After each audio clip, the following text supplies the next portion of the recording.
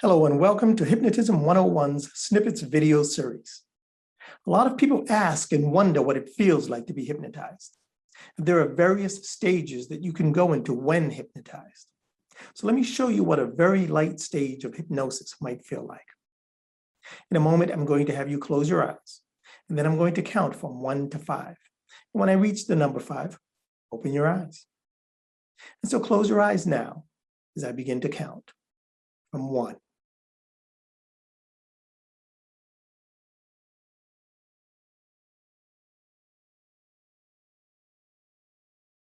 2.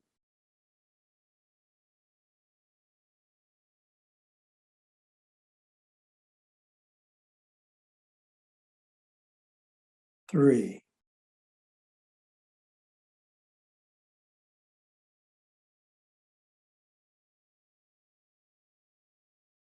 4.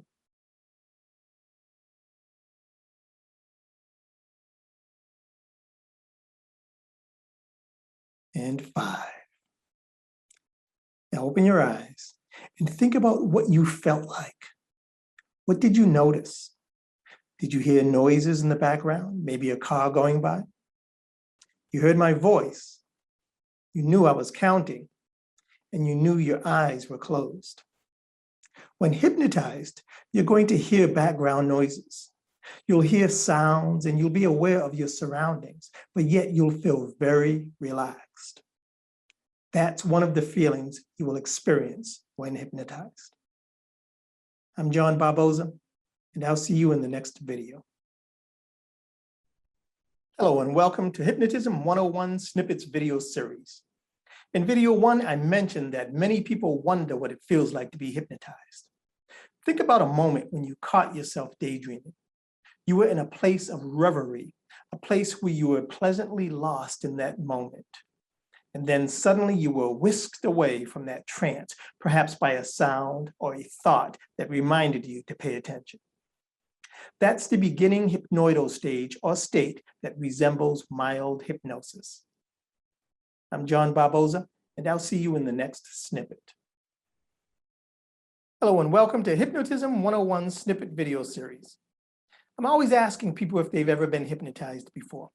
And the ones who answer yes were either hypnotized during a comedy stage hypnosis show or street hypnosis performance, presentation, or in an office setting, maybe to stop smoking.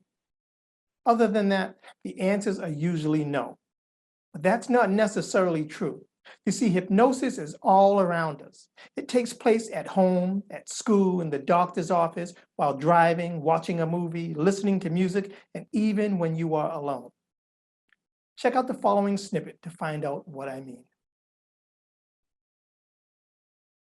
Hello, and welcome to Hypnotism 101 Snippets video series.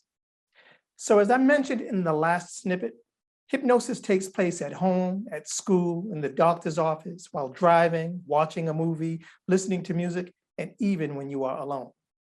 When you are in a relaxed state of mind, you tend to succumb to the suggestions more easily.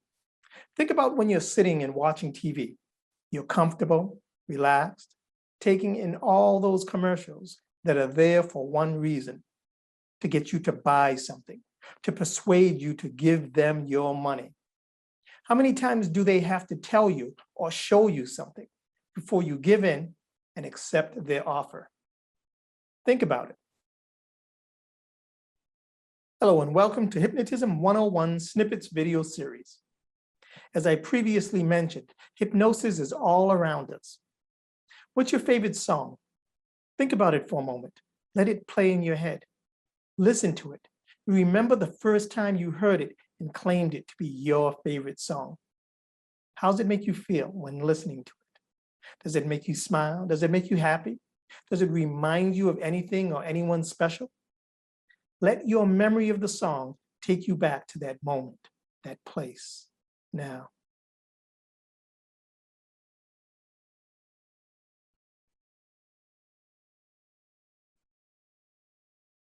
Where'd you go? Did you experience a state of reverie? Hello, and welcome to Hypnotism 101 Snippets video series. People are fascinated with hypnosis because of the phenomena they witness. I remember being in a room where I was hypnotizing someone and I had him believe he was stuck to the chair he was sitting in. He couldn't remember his name and he was pouring a bottle of water all over himself because he couldn't find his mouth. The people in the room witnessing this became hysterical with laughter and were amazed at what they saw. Hello and welcome to Hypnotism 101 Snippets video series.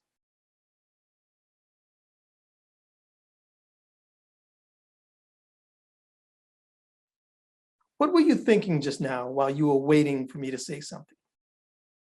What's he doing? Why isn't he saying anything? This is weird. That's that internal dialogue we have with ourselves several times a day when we question or try and figure things out or judge others or make plans. And even when we get those panicky or nervous thoughts that sometimes spiral out of control.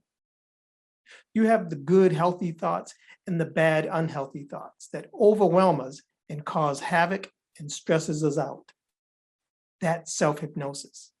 So if you can make yourself experience these negative feelings and thoughts, then you can also learn how to control them and maybe even prevent them from happening with self-hypnosis.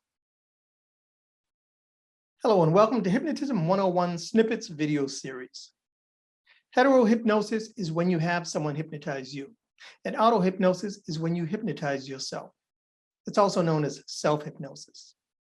And we go in and out of hypnosis several times a day, either by someone unknowingly hypnotizing us or by unknowingly hypnotizing ourselves. Now, it's believed that all hypnosis is self-hypnosis. So think about a moment when you were driving and all of a sudden you see flashing blue lights in your rearview mirror. Maybe your heart starts pounding, or you feel nervous or paranoid, or you even forgetful when asked a simple question. Did the blue lights cause those reactions to occur, or did you create those reactions? The blue lights triggered you to respond, but you ultimately reacted a certain way due to the information stored in your subconscious mind. I'm John Barboza, and I'll catch you in the next snippet. Hello, and welcome to Hypnotism 101 Snippets video series. Remember those comic book ads that read, "Become a hypnotist," and "Pick up girls with hypnosis"? You'd pay 25 cents and suddenly you were able to hypnotize your friends and put them under your spell, and the girls would surround and adore you. You'd have your own private harem where they would feed you grapes and pamper you.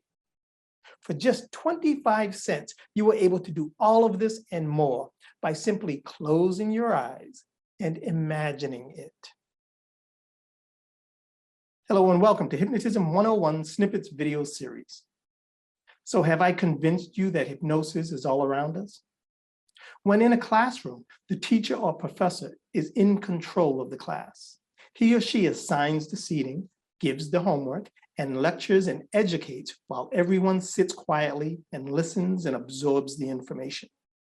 When you walk into a doctor's office, the doctor examines you, educates you, and prescribes the best method for you to follow to keep you healthy. When you're alone and all of a sudden, out of the blue, you become panicky and frightened and mentally obsessed about some non-physical thoughts of potential threats or future thoughts of something that hasn't occurred yet. Hypnosis has taken place in all of these examples. You are focused and believe in the information being given, and you react in a certain way by accepting it or not. In all these cases, the teacher was the hypnotist, the doctor was the hypnotist, and you were the hypnotist, all performing hypnosis to a certain degree. I'm John Barboza, and you've been hypnotized.